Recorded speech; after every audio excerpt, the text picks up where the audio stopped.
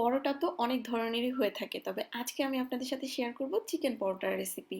এত অল্প সময়ে এত মজাদার একটা পরোটা তৈরি করে নেওয়া যায়, সেটা নিজেরা তৈরি না করলে বুঝতে পারবেন না। আর এই পরোটাটা আপনারা চাইলে ফ্রোজেন করেও রাখতে পারবেন, আসছে রমজানের জন্য এখনই তৈরি করে রেখে দিতে পারবেন। সো আশা করছি আপনাদের কাছে আমার আজকের এই মজাদার চিকেন পরোটার রেসিপি ভালো লাগবে। তো চলেন দেখে নেওয়া যাক কিভাবে তৈরি করতে হয়। আসসালামু আলাইকুম everyone, welcome back to my channel Mukti's cooking world. So আজকের রেসিপির জন্য আমি মেজারমেন্ট কাপের এখানে 2.5 কাপ পরিমাণ ময়দা নিয়ে নিচ্ছি। আপনারা চাইলে আটাও নিতে পারবেন, বাট ময়দার রেজাল্ট বেশি ভালো আসে। স্বাদ মতো লবণ দিয়ে দিলাম, 2 টেবিল চামচ পরিমাণ রান্নার রেগুলার তেল দিয়ে দিলাম। এবার খুব ভালোভাবে হাত দিয়ে মিশিয়ে নিব।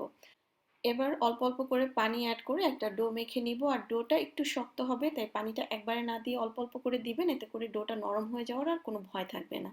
সো এই তো ডোটা মেখে নেওয়ার পরে ডোটাকে রেস্টে রাখতে হবে। সো আমি একটা প্লাস্টিক র্যাপার দিয়ে র্যাপ করে 15 মিনিটের জন্য ডোটাকে রেস্টে রেখে দিচ্ছি। আর এই তো এরই মাঝে 15 মিনিট হয়ে গিয়েছে। প্লাস্টিক র্যাপারটা সরিয়ে ডো আমি আবারও হাত দিয়ে একটু মথে নিচ্ছি। ডোটা মথে নেওয়ার পরে এবার আমি লেচি কেটে নিব। এর জন্য আমার সব থেকে সহজ লাগে এভাবে একটু লম্বা করে নিয়ে দেন একটা ছুরির সাহায্যে ছোট ছোট টুকরো করে লেচিটা কেটে নেওয়ার জন্য। এতে করে সবগুলো পরোটার সাইজও সমান হয়। সো আমি সবগুলো পরোটার জন্য ছোট ছোট টুকরো করে লেচি কেটে নিচ্ছি। সো পরোটার লেচি কেটে নেওয়ার পরে সবগুলো সরিয়ে নিয়ে আমি একটা রেখে এখানে আমি একটা প্রথমে রুটির মতো বেলে নিব। সো যতটুকু সম্ভব একটু পাতলা করে রুটি বেলে নিতে হবে। এরপর এর মধ্যে আমি কয়েক ফোঁটা তেল দিয়ে দিচ্ছি। তেলটাকে একটু স্প্রেড করে দিতে হবে। তার উপর আমি শুকনো অল্প একটুখানি ময়দা ছিটিয়ে দিচ্ছি, খুবই অল্প করে। ময়দাটাকেও ভালোভাবে একটু স্প্রেড করে দিতে হবে। এবার মাঝখান দিয়ে ছুরির সাহায্যে সামান্য একটু কেটে এটাকে আমি একটু পেঁচিয়ে পেঁচিয়ে রোল করে নিচ্ছি। এবং আমি কিভাবে কাজটা করছি আই হোপ আপনারা দেখে বুঝতে পারছেন। সো পেঁচিয়ে নেওয়ার পরে এবার এই অংশটাকে চাপ দিয়ে একটা লেচির শেপে দিয়ে দিতে হবে। এবার একটা পাত্রে আমি 2 টেবিল চামচের মতো তেল রেখেছিলাম, তার মধ্যে লেচিগুলো রেখে তেলটা উপর দিয়ে একটু মেখে আমি প্লাস্টিক র্যাপার দিয়ে এটাকে র্যাপ করে আবারও রেস্টে রেখে দিব। আর এই ফাঁকে আমি চিকেনের পুরটা রান্না করে নিব। সো ডোটা রেস্টে থাক। চিকেনের পুর রান্না করার জন্য প্রথমেই চুলায় একটা হাঁড়ি বসিয়ে তার মধ্যে কিছুটা পানি দিয়ে দিচ্ছি। পানিটা দেওয়ার পরে এক টুকরো চিকেন ব্রেস্ট দিয়ে দিলাম আর সামান্য একটু লবণ দিয়ে দিচ্ছি। এবার ঢাকনা দিয়ে ঢেকে চিকেন ব্রেস্টটাকে সিদ্ধ করে নিতে হবে।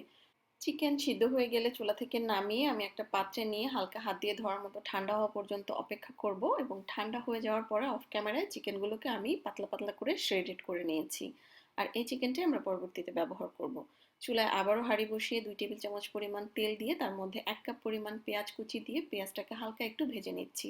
পেঁয়াজটা হালকা ভেজে নেওয়ার পরে এর মধ্যে 1 চা চামচ পরিমাণ লাল মরিচের গুঁড়া, আধা চামচ জিরার গুঁড়া, আধা চামচ গরম মশলার গুঁড়া, সামান্য একটু হলুদের গুঁড়া, পেঁয়াজের জন্য সামান্য একটু লবণ দিয়ে সবকিছু একটু মেখে নিলাম। এবার এর মধ্যে শ্রেডেড করে রাখা চিকেন দিয়ে দিচ্ছি। এবার সবকিছু একসঙ্গে একটু ভাজা ভাজা করে রান্না করে নিতে হবে। পেঁয়াজ থেকে যে পানিটা ছাড়বে ওই পানি দিয়ে আস্তে আস্তে এটা রান্না করে নিতে হবে। সো চিকেনের পুর রেডি। চিকেনের পুর নামিয়ে নেওয়ার পরে এবার হচ্ছে ফাইনালি চিকেন পরোটা বানানোর পালা। সো একটা লেচি নিয়ে প্রথমে একটুখানি বেলে নিব। অল্প ছোট করে একটা রুটির মতো বেলে নেওয়ার পরে এবার এই রুটিটাকে হাতে নিয়ে আমি এখানে বেশ কিছুটা করে চিকেনের পুর দিচ্ছি। পরোটা বানানোর জন্য আপনারা ডোটা যে সাইজের নেবেন ঠিক সমপরিমাণে চিকেনের পুর দিবেন। চেষ্টা করবেন একটু বাড়িয়ে দেওয়ার জন্য, এতে করে পুরটা সমানভাবে সব জায়গায় স্প্রেড হবে আর পরোটা খেতেও বেশি মজার হবে। সো এবার পরোটা বেলে নেওয়ার পালা। পরোটা বেলার সময় অবশ্যই আলতো হাতে হালকা হালকা করে বেলে নিতে হবে, তা না হলে আবার পরোটাটা ফেটে যেতে পারে। এবং চারিপাশ ঘুরিয়ে ঘুরিয়ে তারপরে পরোটাটাকে বেলে নিতে হবে। আর আপনারা যারা পরোটা ফ্রোজেন করতে চাচ্ছেন, এই পর্যায়ে আপনারা চাইলে পরোটা ফ্রোজেন করে রাখতে পারেন অথবা হালকা ছেঁকেও ফ্রোজেন করে রাখতে পারেন। সো একটা চামচের সাহায্যে আমি একটুখানি পরোটাটাকে দাগ কেটে দিয়েছি, যাতে করে পরোটাটা ভাজার সময় ফুলে না ওঠে। পরোটা ভাজার সময় প্রথমে রুটির মতো করে ভালোভাবে ছেঁকে নিতে হবে, তারপরে এর উপর 1 টেবিল চামচের মতো তেল দিয়ে দিলাম। আর পরোটা ভাজার সময় অবশ্যই হালকা হাতে একটু চেপে চেপে ভেজে নেবেন, এতে করে দেখবেন যে উপরটা খুব সুন্দর ক্রিস্পি হবে এবং পরোটার ভিতরে কোথাও কাঁচা থাকবে না। এবং অবশ্যই মাঝারি আঁচে সময় নিয়ে ভেজে নিতে হবে, যেহেতু পরোটাটা একটু মোটা হয়ে থাকবে, একদমই তাড়াহুড়া করা যাবে না। সো এই তো এরই মাঝে আমার পরোটা ভেজে নেওয়া হয়ে গিয়েছে। আর এভাবেই সবগুলো তৈরি করে নিয়েছি এবং ভিতরটা দেখেন চিকেনের পুরে একদম ভরপুর। খুবই সিম্পল একটা রেসিপি, বাট এটা খেতে খুবই মজার হয়ে থাকে। আসছে রমজানের জন্য আপনারা চাইলে এখনই ফ্রোজেন করে রেখে দিতে পারবেন। সো আশা করছি রেসিপি ভালো লেগেছে।